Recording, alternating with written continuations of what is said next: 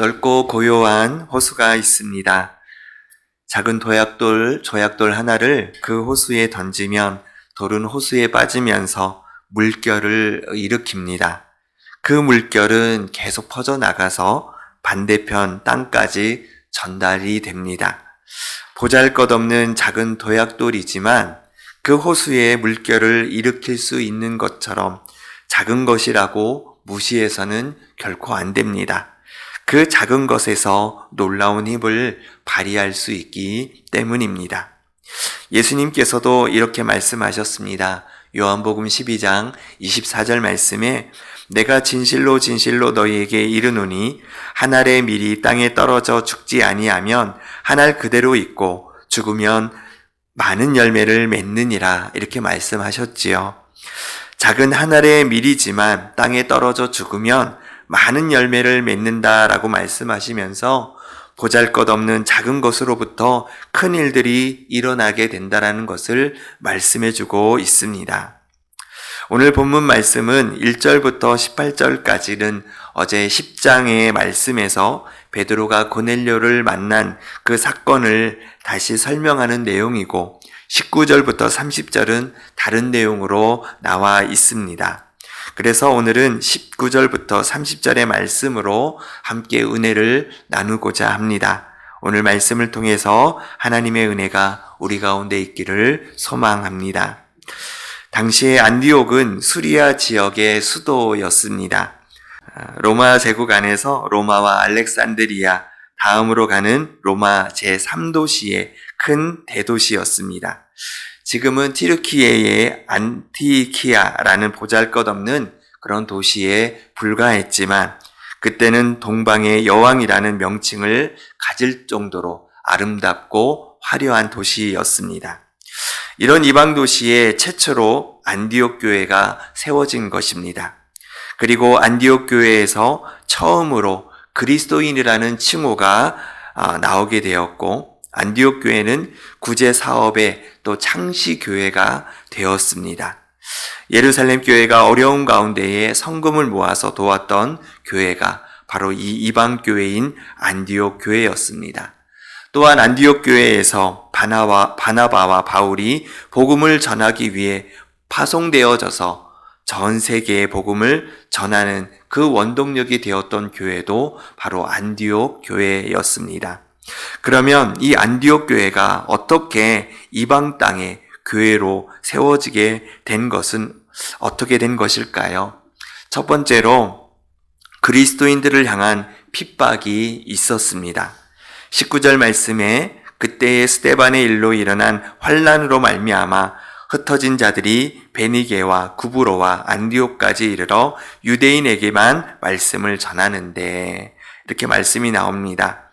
스데반 집사의 갑작스러운 순교는 초대교회에 큰 파장을 일으키게 되었습니다. 성도들이 뿔뿔이 흩어지게 된 것이지요. 빌립은 사마리아 성으로 가게 되고 그 외에 많은 성도들이 여러 나라와 여러 지역으로 흩어지게 되었습니다. 이것은 초대교회의 큰 위기였습니다. 하지만 그 위기는 오히려 예수님께서 말씀하신 대로 예루살렘과 온 유대와 사마리아와 땅끝까지 이르러 주님의 증인으로 살게 되는 놀라운 기회가 되었던 것입니다. 만약에 스데반의 순교와 교회의 핍박이 없었다면 땅끝까지 복음을 전하는 일은 그 누구도 시작하지 못했을 것입니다. 그 이유는 두 가지로 볼 수가 있습니다. 하나는 복음의 범위입니다. 초대교회 사도들과 성도들이 생각하는 그 복음의 범위는 유대인들에게만 있었던 것이었습니다. 그렇기 때문에 핍박이 없었다면 사마리아로 가지도 않았을 테고 안디옥으로 가지도 않았을 테고 마게도냐, 로마까지 복음을 전하는 것은 생각조차 하지 못했을 것입니다. 또 하나는 예루살렘 교회의 왕국을 세우게 되는 것입니다.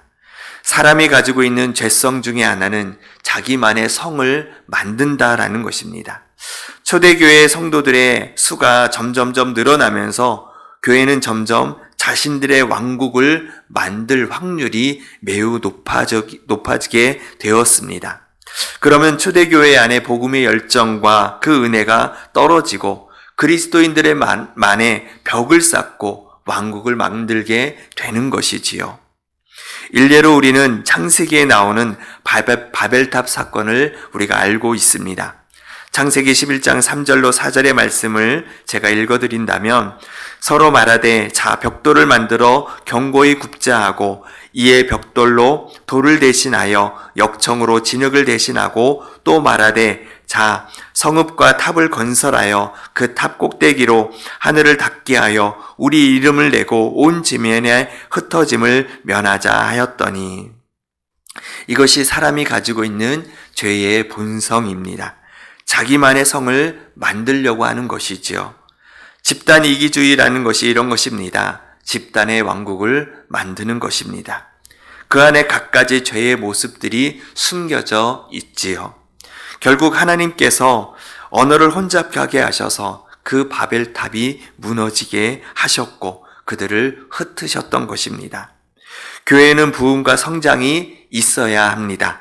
그것을 통해서 계속적으로 교회는 세상을 향해 부흥과 성장의 열매들을 보내야 됩니다.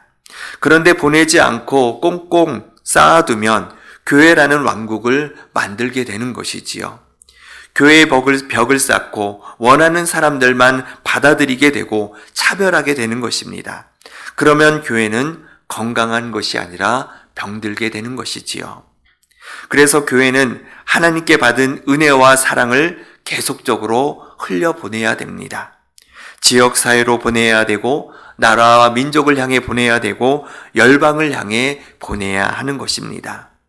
많고 적음의 문제가 아니라 그렇게 해야 교회의 사명을 완전히 지키게 되는 것이고 우리 또한 죄를 짓지 않게 되는 것입니다. 물은 흘려보내야 깨끗하지 머물러 있으면 썩는 것처럼 교회 공동체는 계속적으로 복음을 흘려보내는 사명을 끝까지 감당해야 합니다. 하나님은 교회를 건강하게 하기 위해 핍박을 통해 성도들을 흩으셨고 흩어진 성도들을 통해서 복음을 흘려보내게 하셨던 것입니다. 우리에게 오는 삶의 위기나 교회의 위기는 개인과 교회를 살리고 건강하게 하기 위한 하나님의 또 다른 은혜라는 사실을 우리가 기억하고 우리에게 닥친 위기를 부흥의 기회로 삼을 수 있는 우리가 되어야 할 줄로 믿습니다. 두 번째로는 알려지지 않은 그리스도인들의 복음 전도가 있었습니다. 20절로 21절의 말씀에 그 중에 구브로와 구레네 몇 사람이 안디옥에 이르러 헬라인에게도 말하여 주 예수를 전파하니 주의 손이 그들과 함께 하심에 수많은 사람들이 믿고 주께 돌아오더라 말씀하고 있습니다. 안디옥에 간 사람들을 본문은 구브로와 구레네 몇 사람이라고 이렇게 보고합니다. 구체적으로 그들의 이름이 나오지는 않습니다. 하지만 이름도 알려지지 않은 무명의 그리스도인들을 통해서 안디옥에 복음이 심어지게 되었습니다. 서두에도 말씀드렸지만 안디옥은 지금의 튀르키예 남부에 속해 있는 그러한 지역이었습니다. 지금은 작은 시골이지만 당시에는 로마 3대에 속해 있던 그러한 수도였습니다.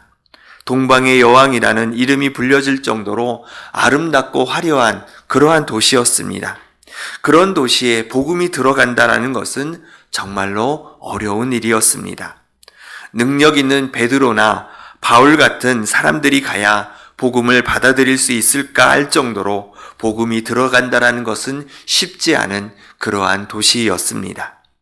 그런데 무명의 복음 전도자들을 통해서 복음이 받아지게 된 것입니다.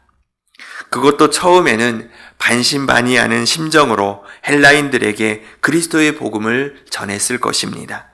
그런데 놀랍게도 하나님의 손이 무명의 전도자들과 함께 하심으로 수많은 사람들이 예수님을 믿게 된 것입니다. 본문에 돌아오더라 라는 이 말은 그들이 자신들의 죄를 회개하고 예수 그리스도를 영접했다라는 말입니다. 하나님은 목회자만 복음을 위해 쓰시는 것이 아닙니다. 선교를 위해 부름받은 선교사만 쓰시는 것이 아닙니다. 항종직분자만 주님의 교회를 위해 쓰시는 것이 아닙니다. 이름도 알려지지 않고 평범하기 그지없는 평신도들을 통해서도 하나님은 위대한 일을 하십니다. 주님의 손은 어느 곳에 있든지 하나님을 경외하며 하나님의 말씀대로 사는 사람들을 쓰십니다. 주님의 손은 어떤 상황에서도 나에게 주신 그 사명을 깨닫고 그 사명을 받들어 감당하는 사람을 하나님 나라를 위해 사용하십니다. 바울은 이방인의 사도로 복음을 전하였습니다. 소아시아와 마게도냐와 로마에 이르기까지 수많은 지역과 나라를 다니며 교회를 세웠습니다. 그런데 바울 사도에 의해 세워진 교회도 있었지만 바울이 가기 전에 이미 교회가 세워진 곳들도 있었습니다. 알려지지 않은 흩어진 무명의 그리스도인들이 자신의 삶에서 복음을 전하여 이방 사람들이 예수님을 믿게 되도록 그리고 그곳에 교회들을 세웠던 것입니다. 이처럼 안디옥 교회는 무명의 그리스도인들을 통해 세워진 교회였습니다. 하나님은 유명하지 않은 우리를 통해서도 일하십니다. 하나님은 조용히 말없이 말씀대로 살아가는 성도들을 통해서 주님의 교회를 세워가시고 하나님의 나라를 완성해 가십니다. 우리가 유명인이 되려고 하기보다는 자기의 이름을 드러내려고 하기보다는 비록 누가 알아주지 않더라도 하나님 앞에서 온전한 신앙생활을 하는 우리가 되어야 할 줄로 믿습니다. 교회는 목회자에 의해 세워지는 것이 아니라 성도 한 사람 한 사람의 섬김을 통해 세워지는 것처럼 하나님의 나라는 특별한 부르심만 있는 사람들에 의해 완성되는 것이 아니라 이름도 없고 빛도 없는 무명의 수많은 그리스도인들을 통해 완성되는 것임을 믿으시기를 바랍니다. 세 번째로 좋은 지도자들의 교육과 훈련이 있었습니다.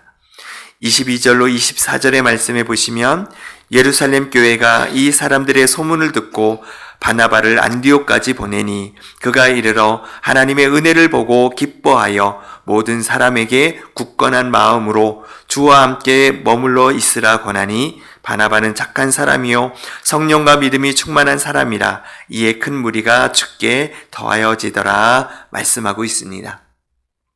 안디옥의 교회가 세워졌고 교회가 부흥한다는 소식에 예루살렘 교회는 놀랐습니다.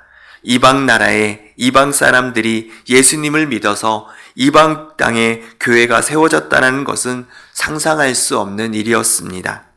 그래서 예루살렘 교회는 바나바를 안디옥에 보내었습니다. 바나바는 예루살렘 교회의 중요한 위치에 있던 사람이었습니다. 어려운 사람들을 구제하는 그러한 선한 삶을 살았고 성령 충만한 신실한 믿음의 사람이었습니다. 바나바는 안디옥 교회에 하나님의 은혜가 넘치는 것을 보고 기뻐하였습니다. 그리고 그들에게 도전의 말씀들을 전하였습니다. 예수님을 믿고 따르는 사람들이 점점 늘어나기 시작했습니다. 그러자 자기 혼자 감당하기 벅차서 그랬는지 모르겠지만 바울인 사울을 데리고 왔습니다. 그리고 안디옥 교회에 1년 동안 머물면서 두 사람이 복음을 가르치고 사람들을 예수님의 제자로 세워갔습니다. 그때 처음으로 예수 믿는 사람들을 그리스도인이라고 했습니다.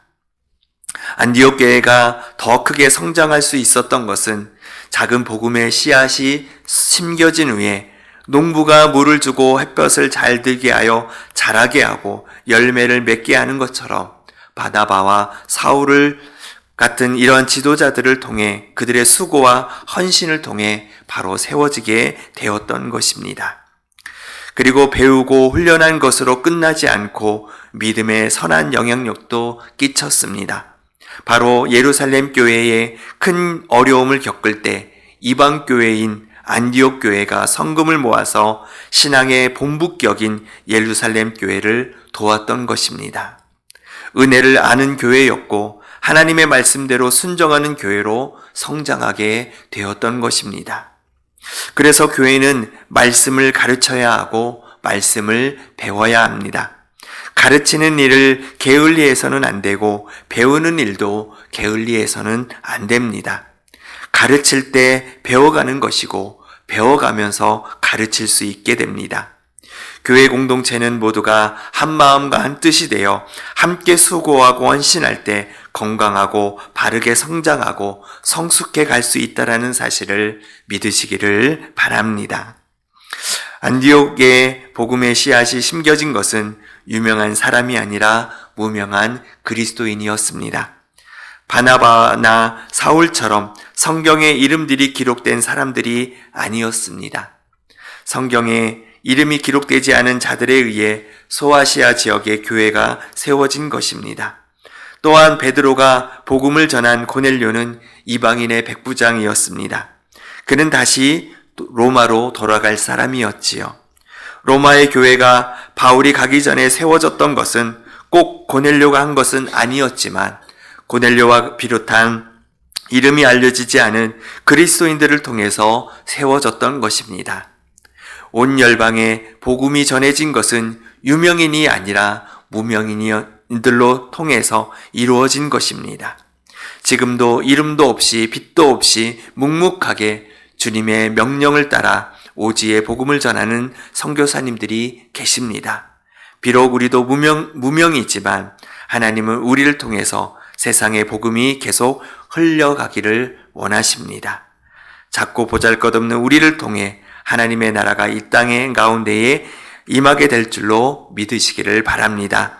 오늘도 복음의 영광을 위해 묵묵히 믿음의 삶을 살아가는 우리의 삶이 될 수 있기를 주님의 이름으로 축복을 드립니다. 기도하겠습니다.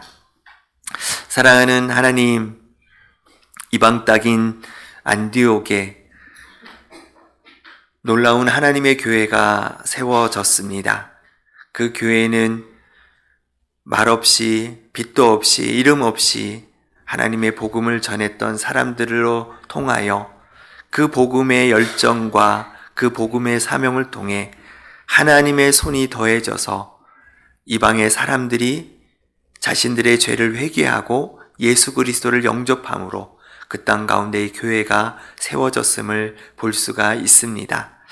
하나님, 묵묵하게 자신의 삶을 통해 주님을 드러내고 복음을 나타냈던 사람들을 통해 하나님 온 열방 가운데에 하나님의 복음이 흘려보내지게 된 것을 볼 때에 하나님 아버지 주님의 일하심은 우리가 생각하고 우리가 상상할 수 있는 어떠한 사람의 생각으로 되는 것이 아닌 하나님의 전적인 주권 아래 이루어지는 것임을 다시 보게 해주셔서 감사합니다. 하나님 아버지, 하나님 계속적으로 한국교회와 세계의 교회들이 하나님을 온전히 바라보게 하여 주시옵시고 계속적으로 복음을 흘려보내는 귀한 사명을 잘 감당할 수 있도록 주님 도와주시옵소서. 하나님 작고 보잘것없는 무명인들을 통해서 하나님의 나라가 완성되어지는 것임을 깨달을 수 있도록 도와주셔서 하나님 저희들도 무명의 그리스도인들이지만 하나님 우리를 통해서 하나님 우리의 연약한 믿음 또 우리의 부족한 믿음이지만 우리의 이러한 믿음을 통해서 하나님께서 하나님 우리를 통하여 계속적으로 하나님의 복음이 이 땅 가운데에 흘려보내지기를 원한다는 사실을 기억하고 믿음의 삶을 온전히 살아갈 수 있는 저희들 될 수 있도록 주님 도와주시옵소서. 그래서 우리 교회도 하나님의 복음을 온전히 흘려보내고 주님의 영광을 위해 복음으로 살아낼 수 있는 우리 사랑하는 모든 성도들이 다 되어질 수 있도록 하나님 도와주시옵소서. 오늘도 묵묵하게 우리에게 주어진 삶에서 늘 복음을 나타내며 흘려보내는 삶을 살아갈 수 있도록 은혜를 베풀어 주시옵소서. 우리 선교팀에게 주님의 은혜를 부어 주시옵시고 오늘도 묵묵히 그 땅을 밟으며 주의 복음을 증거할 때에 그 땅 가운데에 하나님의 놀라운 역사가 임하게 하여 주시옵시고 안디옥 교회처럼 그 땅 가운데에 수많은 교회들이 세워져서 하나님의 영광을 위해 쓰임받는 교회들이 다 되어질 수 있도록 주님 도와주시옵소서. 이 시간에 또 하나님 앞에 1,000번째 예물을 드리는 귀한 손길 위에 하나님 함께하여 주시옵시고 이 예물이 주님의 나라와 영광을 위해 귀하게 쓰임받게 하여 주시옵소서. 오늘도 주님과 함께 동행하는 귀한 한 날 되기를 간절히 소망하며 거룩하신 예수 그리스도의 이름으로 기도하옵나이다. 아멘.